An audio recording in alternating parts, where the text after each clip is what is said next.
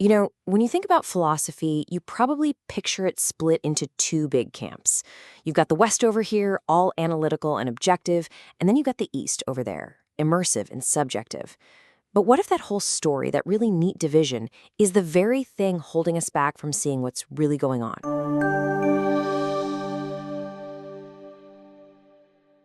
So the big question is that split even real? Or is it just, a convenient story we've been telling ourselves?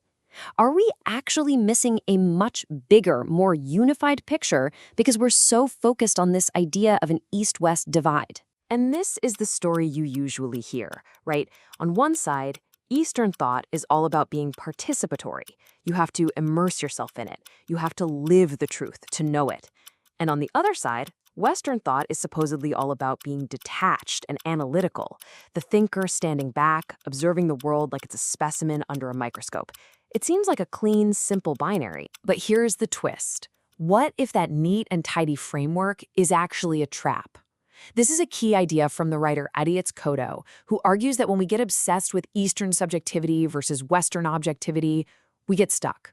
We're so busy guarding this imaginary border that we completely miss the vast, unified truth that lies beyond it. All right, so let's start chipping away at this myth, and we'll begin with the East. The common stereotype, as we said, is that it's all just mystical feeling.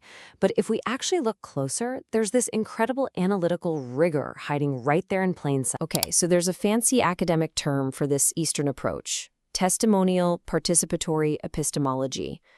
Yeah, I know it's a mouthful. But what it really boils down to is this. Knowledge isn't something you just get, it's something you become.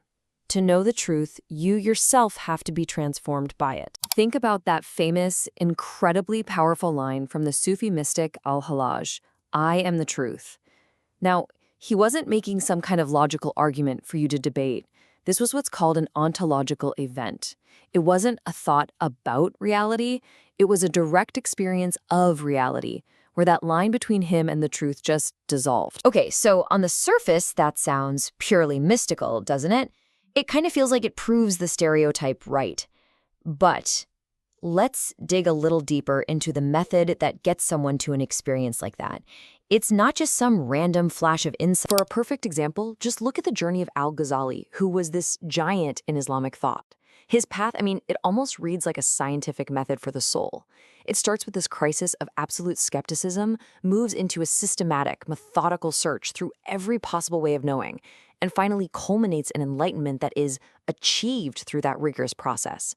This isn't just a mystical feeling. It's a structured, analytical journey. Okay, so we've found this serious analytical side in the East.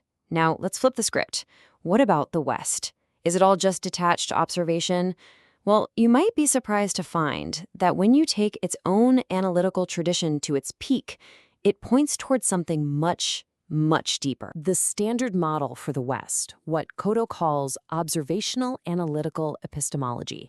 Well, you can just picture Aristotle, right? Sorting and classifying everything into these neat little boxes. The philosopher is the observer, reality is the observed. They're two totally separate things. Yeah, that's the image we all have, right? The philosopher in an armchair, totally separate from the world, just analyzing it with pure, cold logic. The subject and the object are fundamentally split.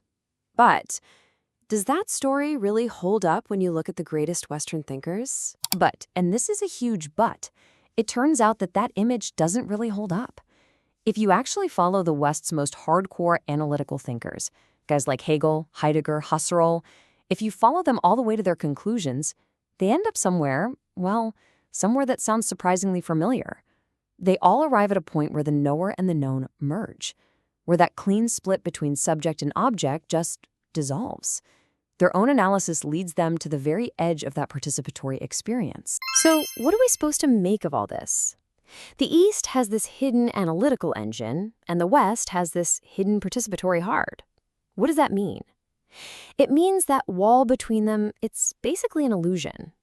It's time to tear it down and see what happens when we embrace an integral synthesis. And this is where we get to the core idea of what's called integral understanding.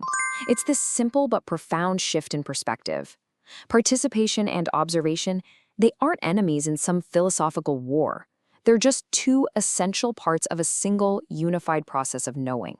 They aren't Eastern or Western, they're just human. And when you adopt this view, it changes everything. Look at this. The old view saw a clash, participation versus observation. The integral view, it sees a dance, two steps in a single process.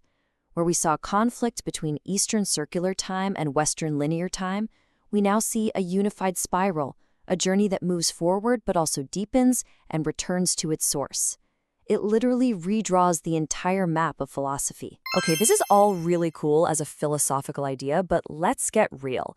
Why does any of this actually matter to us in our lives? Let's talk about the practical side of all this, because it's not just an abstract idea. I mean, the implications are just huge. This isn't just some dusty old debate. Think about it. An integral view could start to heal that crazy split we have between science and spirituality, letting us see them as two powerful, valid ways of knowing. We could design education that develops the whole person, not just our analytical minds, but our capacity for empathy and deep connection. It gives us a real framework for bringing all human wisdom together to tackle the massive global challenges we're all facing. When you peel back all the labels, Eastern, Western, what you're left with is what philosophy really is. At its core, it's not a cultural product. It's a universal human birthright. The incredible capacity for consciousness to turn around and investigate itself. And that leaves us with this powerful idea: in this recognition, all boundaries dissolve and consciousness awakens to its own infinite nature.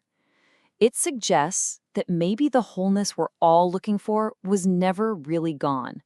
So the real question isn't about which side is right, but what happens when we realize we've been on the same side all along.